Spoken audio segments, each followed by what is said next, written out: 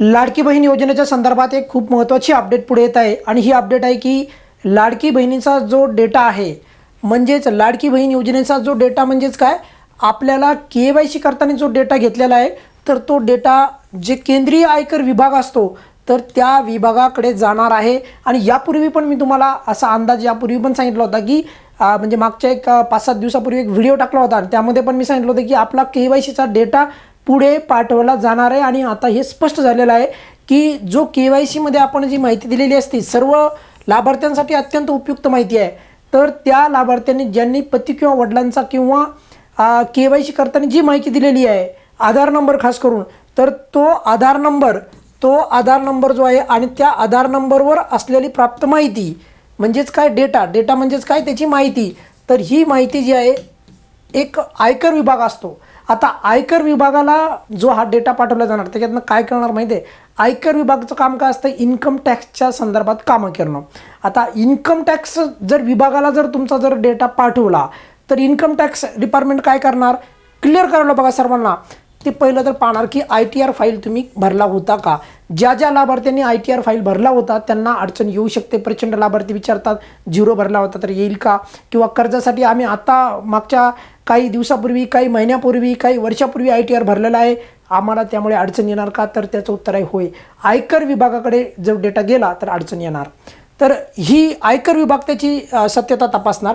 त्यानंतर आयकर विभाग आणखी दुसरी खूप महत्त्वाची गोष्ट जी आहे तपासणार आहे आणि ती म्हणजे काय तर ज्या लाडक्या बहिणींचं 2.5 लाखापेक्षा अधिक उत्पन्न आहे तर उत्पन्न किती आहे हेही काम तपासण्याचं काम जे आहे या विभागाला जी माहिती दिली जाणार आहे आता KYCची राज्य सरकार त्यांना माहिती देणार आहे आणि मग नंतर ते व्हेरीफाय करणार। आणि ह्या गोष्टीला जवळपास बघा मेच्या महिन्यापर्यंत ह्या गोष्टी पुढे येऊ शकतात की किती लाभार्थ्यांचा डेटा जे आहे आयकर विभागाच्या तपासणीच्या नंतर त्यांच्या अंती तपासणी अंती किती लाभार्थ्यांचा जो आहे लाभ जो आहे बंद होतो वगैरे। परंतु आपण जर विनाकारण कोणाचा लाभ बंद होत असेल तर आपण नक्की त्याबद्दल आवाज उठवणार। परंतु जर ITR भरला असेल तर मात्र जे आहे अडचण येऊ शकते। पण आता ITR पण असा खूप फार वर्षापूर्वी भरला होता म्हणजे 4 वर्षापूर्वी 3 वर्षापूर्वी तर त्यांना अडचण नाही यायला पाहिजे। एकेकाळी त्यांनी कर्ज काढण्यासाठी ITR भरला होता त्यांना अडचण नाही यायला पाहिजे। ज्यांनी आत्ता सध्या ITR भरत आहेत त्यांना अडचण आली तर ती बाब आपण समजू शकतो कारण नियमामध्ये लिहिलेल्या योजनेच्या बरं का त्यामुळे म्हणतो आहे। पण जर तुम्ही 5 वर्षाच्या पूर्वीचा काढत असाल तर मग त्याला काय अर्थ नाही। म्हणजे खास करून सरकारने जर का तसा निर्णय घेतला तर त्यामुळे ITR वर जर एखाद्या लाभार्थीला अपात्र ठरवायचं असेल तर ITR कधीचा कोणत्या वर्षाचा हे पण एकदा सरकारने स्पष्ट करायला पाहिजे। कारण की मध्य प्रदेशमध्ये असंच झालं बघा तिथे ITR वर जे आहे प्रचंड लाभार्थ्यांचे लाभ बंद करण्यात आले ITR फाईलमुळे। आणि आपल्या महाराष्ट्रामध्ये ऑगस्ट महिन्यापासून जे आहे आणि आपल्या चॅनलवरती अपडेट देण्यात आली होती की ITRचा जे आहे वापर करून जे आहे म्हणजे आयकर विभाग आयकर जर भरला असेल त्याचा वापर करून जे आहे तुमचा जो लाभ आहे तो बंद करण्याची प्रोसेस ऑगस्ट महिन्यापासून सुरू झालेली आहे। पण आता KYCनं अजून त्यांना मिळालेली माहिती आहे वडील किंवा पतीचा आधार नंबर जो आहे तर त्यांना आणखी एक्स्ट्रा माहिती मिळाली। आता त्यावरती पहिला आयकर विभाग फक्त उत्पन्नाची माहिती तुमची तपासणार आहे त्यामुळे तुमच्या KYCनं फक्त उत्पन्नाचीच जास्तीत जास्त करून अडचण येणार आहे। पण जर ज्यांचं उत्पन्न 2.5 लाखापेक्षा कुटुंबाचं बरं का एकल्या व्यक्तीचं नाही याच्यामध्ये पण प्रचंड लाभार्थ्यांना डाऊट आहे। त्यांना वाटतं की माझं एकलीचं का सर्वांचं सर्व कुटुंबाचं एकत्रित उत्पन्न जर 2.5 लाखांपेक्षा वार्षिक पण महिन्याचं नाही वार्षिक। आता याच्यामध्ये पण एक अडचण मी पाहिली आहे काही लाभार्थ्यांना वाटतं की आमचा पगार जो आहे सर जर ते पगार आम्ही एक दुसऱ्याला जोडले आणि 12 महिन्याचे पगार पाहिले तर ते 2.5 लाखापेक्षा जास्त जातात मग ते काय उत्पन्न झालं का तुमचं नाही। बघा उत्पन्न म्हणजे खर्च जाऊन जे उरतं त्याला म्हणतात उत्पन्न।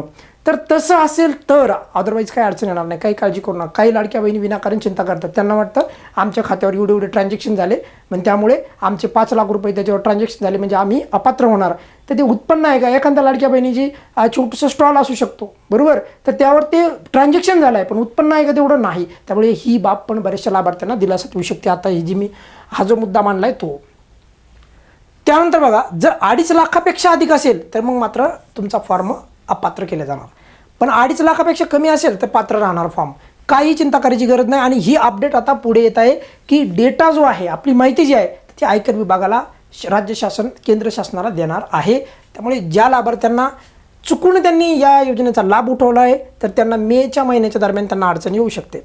सोबतच बघा आपला हा GR लवकर यायला पाहिजे तर जी आर कधी येणार, तर 27 ते 29 तारखेच्या दरम्यान जी आर येईल. वितरण कधी होणार पटकन सांगतोय, वितरण हे 3 डिसेंबरच्या नंतरच होईल, कारण आचारसंहिता संपेल आणि त्यानंतर वितरणाला सुरुवात होईल.